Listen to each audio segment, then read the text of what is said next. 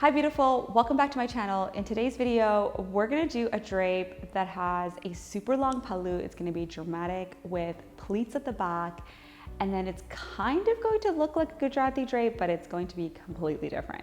So let's get started. First, you want to start by tucking in at the back of your body. Tuck, tuck, tuck, all the way back and measure to the middle of your back here and take 4 to 5 pleats. If you get less than 45 pleats, I would say take narrower pleats, and if you get more than that, I would say take wider pleats. This is because you don't want too many pleats at the back, but you also want enough pleats to create interest. So you want to tuck that in to the center of your body, and then you want to take the rest of the sari and pleat it.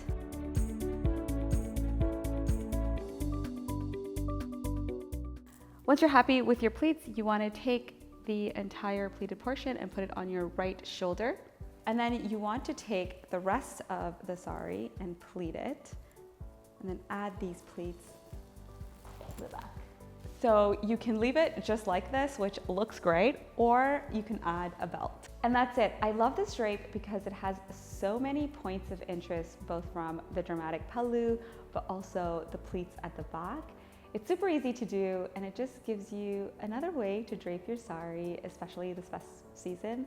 I hope you enjoyed this. If you're not already subscribed, hit that subscribe button, and I'll see you in a future video.